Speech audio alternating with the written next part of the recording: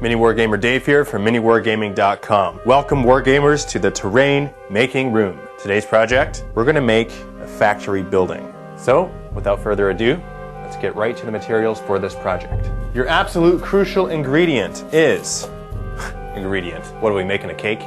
Material is foam board. Foam board will be your life in this project. Don't lose it. That makes no sense whatsoever. Another thing you're going to be needing is a hot glue gun. That's right, hot glue is the way to go for this project. Another material that we're going to be using is granny grating. Or, well, yeah, that's what it's called. That's what we call it in the wargaming industry. It's granny grating. It's the cross-stitching mesh that your grandmother uses.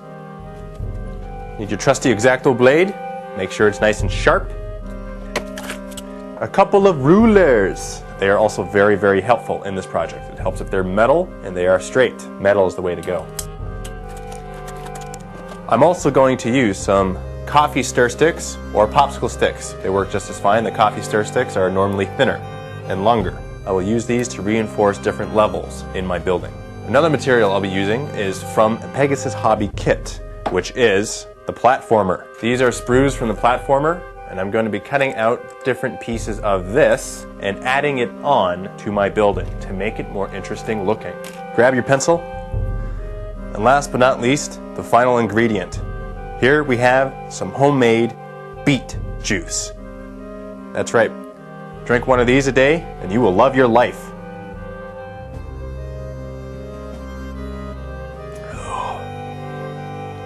Is my tongue red?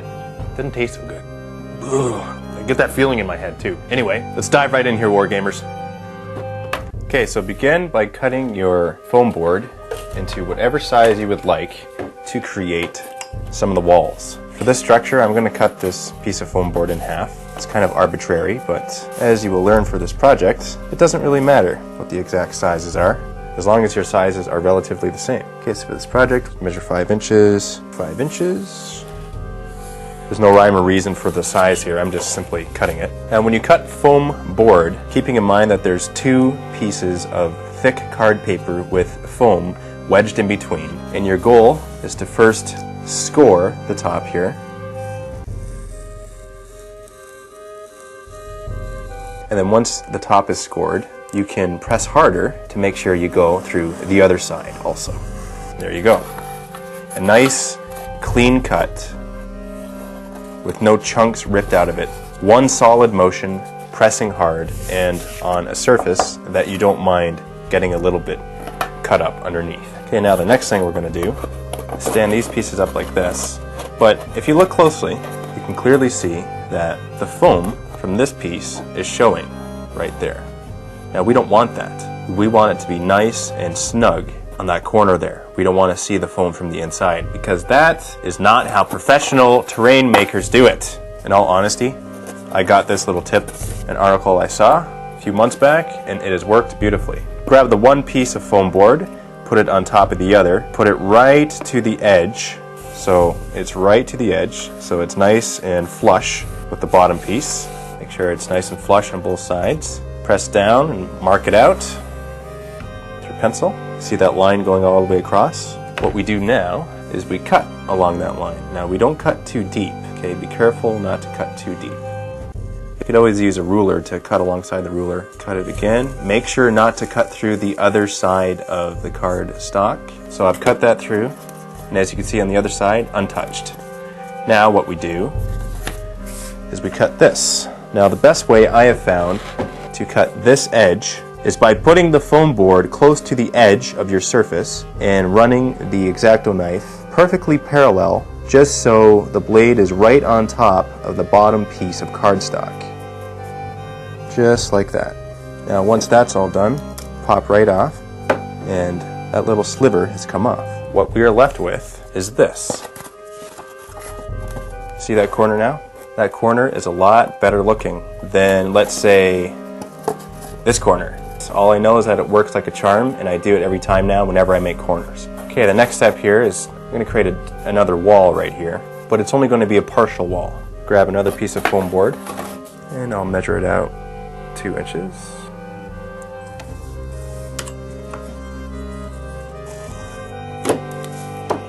nice hard cut, and you have that nice straight edge. So we have these two pieces, then I want this piece to go there, and I will use the same trick on this as I did for the other two pieces. So I grab this piece, put it on top, right close to the edge, making sure it's nice and flush with the other side, marking it out with a pencil, cutting right along the edge with the X-Acto blade, making sure not to go through to the other side. I'm not cutting through to the other piece of cardstock, just going deep enough to cut through the foam. You got to slowly slice through 3 or 4 times. If that's what it takes to accomplish that, then that's what we do. Now to go along here,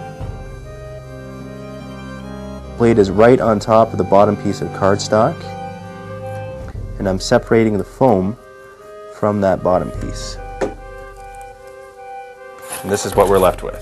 So we have this side here, nice and straight, and then we have this side right here, nice and straight. So you do it like that. We don't glue anything yet. Our next step is to work on the design of the building itself. Now, I'm going to have one level on the inside. I'm going to measure out. This is just an arbitrary number also. It's the number that I've chosen for my levels and my buildings. 2.5 inches from the bottom. 2.5. So I just mark that out. And I know that my floor is going to go right on top of that, and that's how thick my floor is going to be. So I'm just going to put that piece there, and I'll trace exactly how thick my floor is going to be. If I were to put a window, I would want it to at least be that high. But I want more than a window. I want platform going out. So I'm going to make a doorway. For that, I'm just going to use the same piece that I cut out, because it looks like it's approximately the same size that I would want a door to be. And I'm going to simply eyeball the distance from each side. And as you can see, that's pretty close. You can make exact measurements with this. It's not entirely necessary. What we're going to do here is slice it on the line first, and do that for all 4 sides. Okay, we're just scoring it, just to give us a puncture for our next slice, which will be much harder. Our goal here is to cut through the other side. So we press really hard to do that, and make sure not to slice past this line, because this is the face. That's what's going to be seen on the outside. We want it to be nice and neat. And I started in this corner, press right down and press really hard. Make sure not to go past that line. And then we flip it around. We do the exact same thing in the opposite direction for both sides. We only need to slice through the middle because we've already sliced all the way down till about there. And to just see what I'm talking about, this is the other side. You can see that it's sliced all the way through. You can see the light coming from the other side. We do the exact same thing for the sides here. Press all the way down and slice. Press all the way down and then slice. And the same thing for this. The same thing for this. Now that should be good enough to just pop right through. Now all the time you're going to get little things like this sticking out, because whether you like it or not, when you cut straight, you don't actually cut perfectly straight. You cut at a slight angle.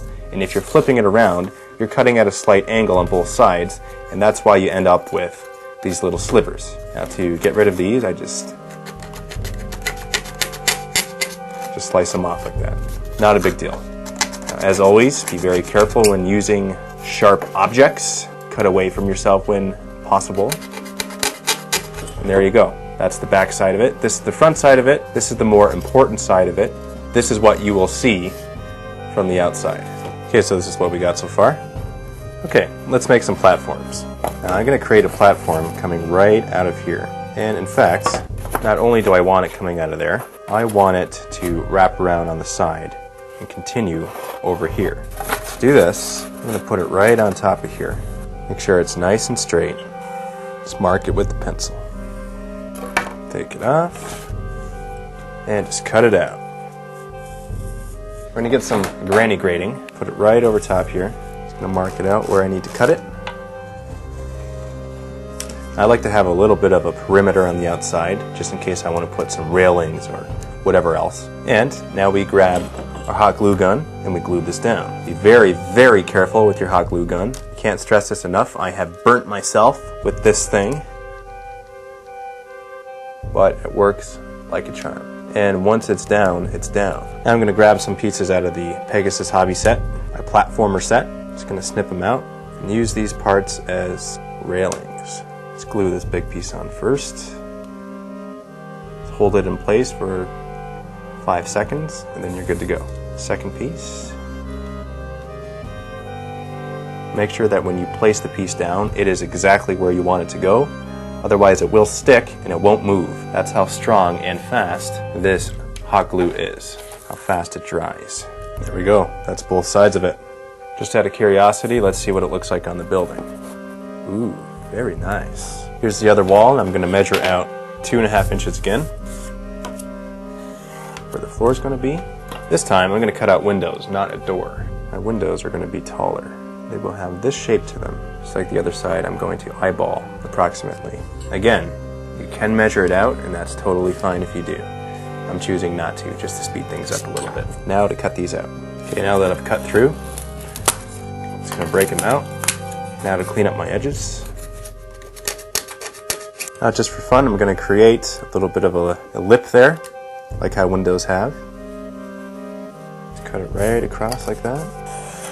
And glue it on right away with the hot glue. Now to cut out the floor on the inside of the building. I'm going to just square it up here and mark with my pencil. And I'm going to cut out a piece like that just to make it interestingly shaped. So that is the shape of the inside of my floor. And I'm going to cut this out. So once this is cut out, we can test to see how well it fits on the inside, and it fits perfectly. Now to prepare the insides of the walls for the floor, and for that we use our popsicle sticks. Now to place our popsicle sticks, we need to slice on the lines on the inside of the wall, just like so. Just slice it, don't go deep, don't go to the other side, and make a double slice line, just like this. Make a double sliced line, approximately the thickness of a popsicle stick. And then we peel this piece up, and then we grab our popsicle stick. We create room for the popsicle sticks by squishing down the foam. I know the noise is really bad, but it supports the walls. It's a good thing. Then we just simply break off our popsicle stick, put on some hot glue. Doesn't need a whole lot. Stick it right in there. Okay, now for the other side. Exact same thing for this piece here. And we get the popsicle stick, squish it down, break it off, put on some hot glue, put it right down in there. That is ready. Okay, now to glue everything together. First we start with the two walls. So just put glue along this ridge. You only need a little bit.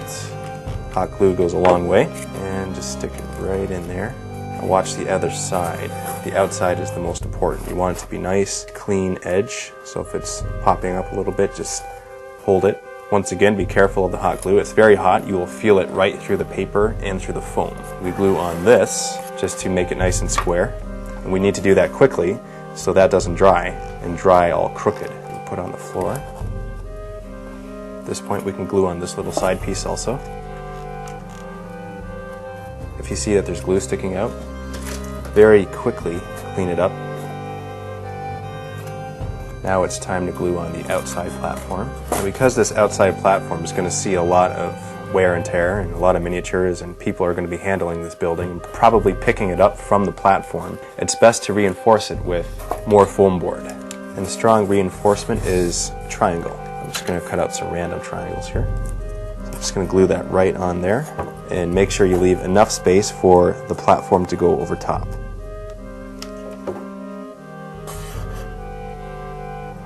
Okay, now I'm going to put glue on the platform on the side here that'll be touching the building, and on these two triangles, just for reinforcement. Just going to stick it right on, and this must be done quickly. Now I'm going to cut out some of these pieces from platformer set, and I'm going to add them to various areas of the outside of the structure. I'm going to add these right over top of here, just to give it a little bit more character.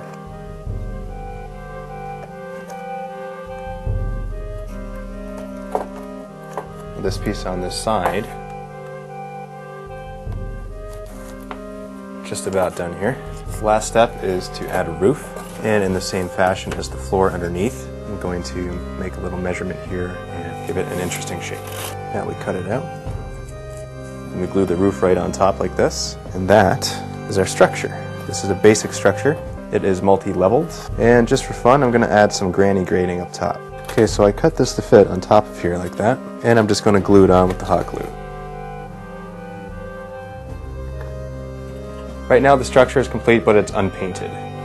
But I'm sure that you could use your imagination as to what possible colors you could add to it.